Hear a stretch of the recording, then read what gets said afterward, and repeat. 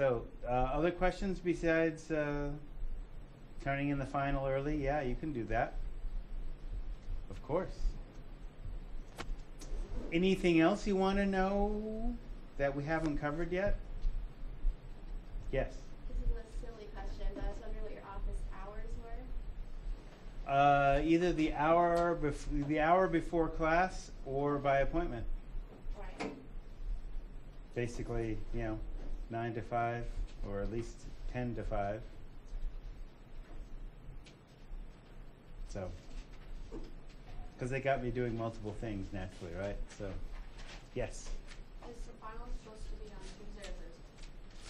I believe it's Thursday, but we don't physically do it because we're television, right? And taking tests is boring television. I don't do boring TV. Well, at least you guys aren't yawning. Try and keep it lively. So anything about the material?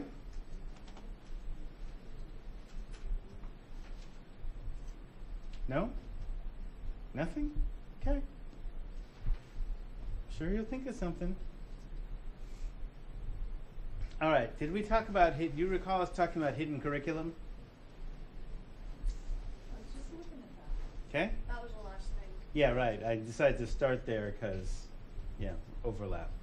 All right, so the idea of what hidden curriculum is within Foundations of Education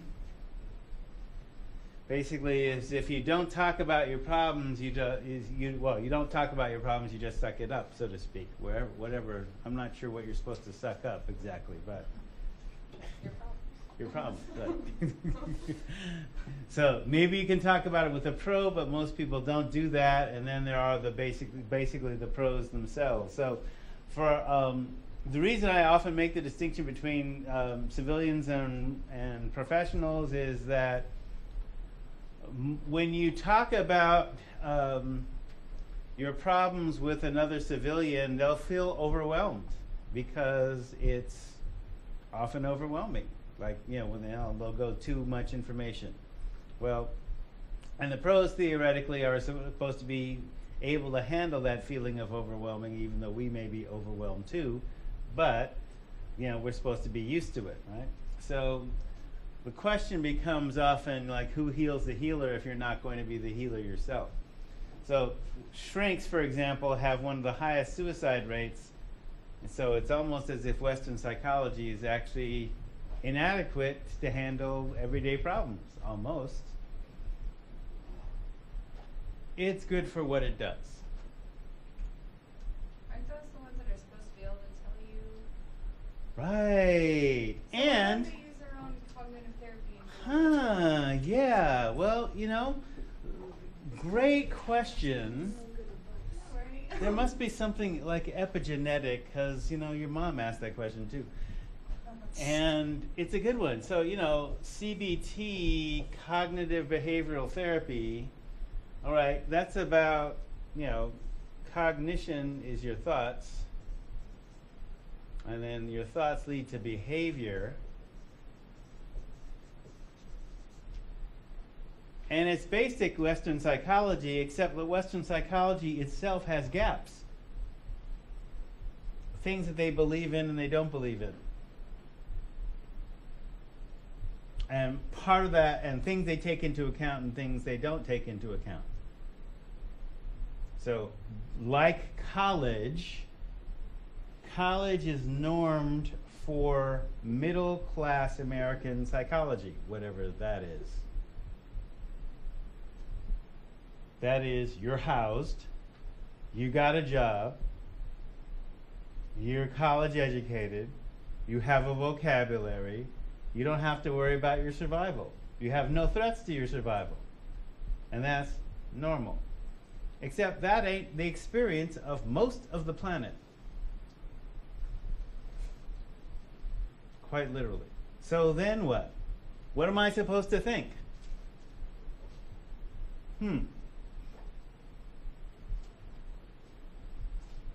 I was almost going to get political. I decided not to. I'll be good.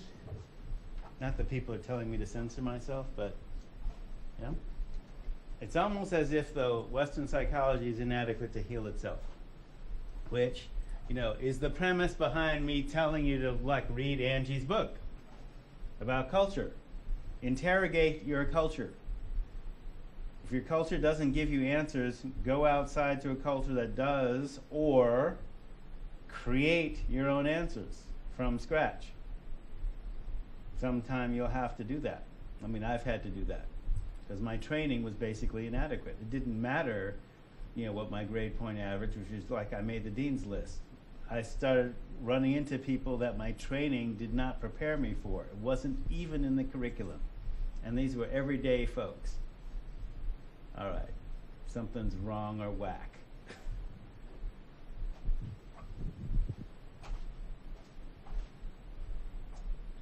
So,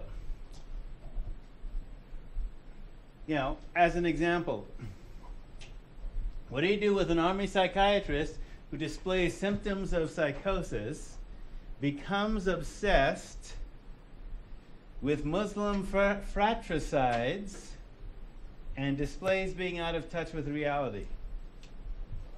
See, if this is a Western trained psychiatrist, an army psychiatrist.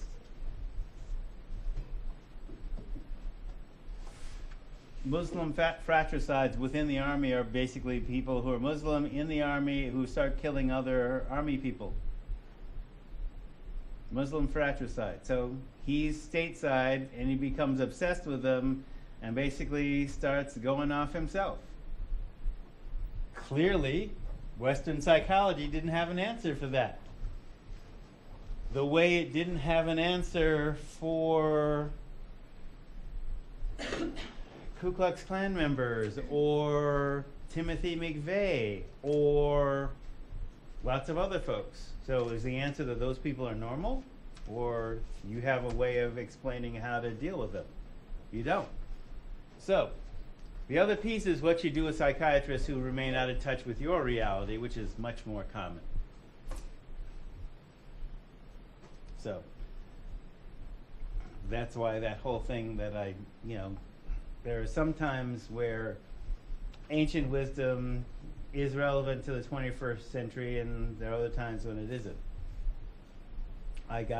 So if you bring forth what is within you, what you bring forth will save you. If you do not bring forth what is within you, what you do not bring forth will destroy you.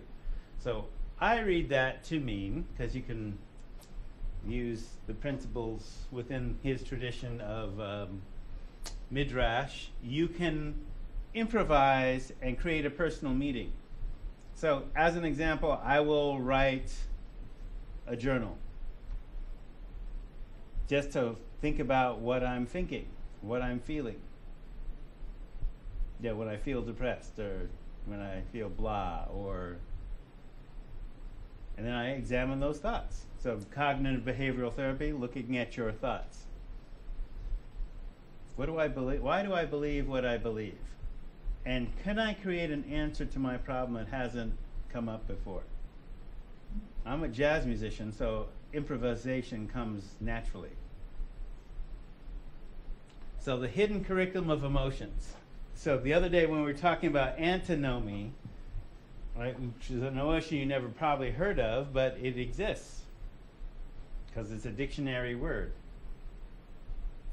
So when we talk about those emotional equations, and this is one way of creatively saying, okay, emotions change. So I think we had talked about this earlier about like what a relationship with a couple is. It's not just 1 + 1. It is 1x + 1x, and x is the unknown. Is there baggage, past relationships, current kids? Is there pain from past relationships? I think I added a why to the equation, like why are you in this relationship? Right? What am I getting from this? Is it just comfortable? Is it just safe? Safety is a good thing if you've spent a lifetime not being safe, but it also could be stagnation too. creating something new with somebody else might mean that you're importing your original problems in a new set of baggage.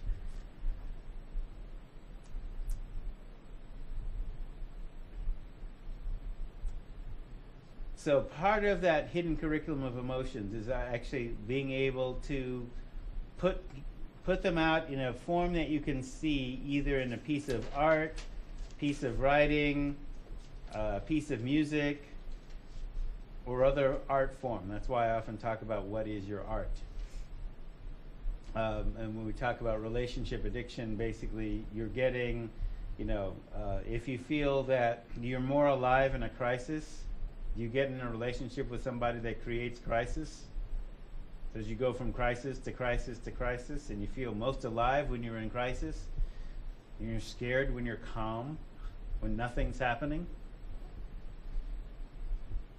Could be, looking at that and this is also looking, sometimes people will switch from substances that basically are like meth is basically putting you in a constant state of crisis.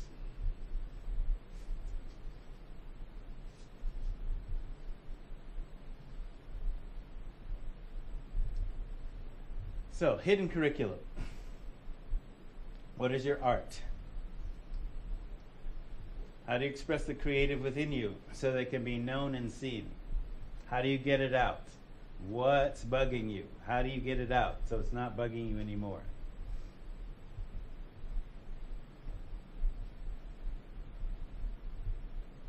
So yeah, we basically had covered this. So if you think about emotions as energy, that's one way. If you think of them as animal that can shapeshift, that's the Navajo way. Did it shapeshift into something else present?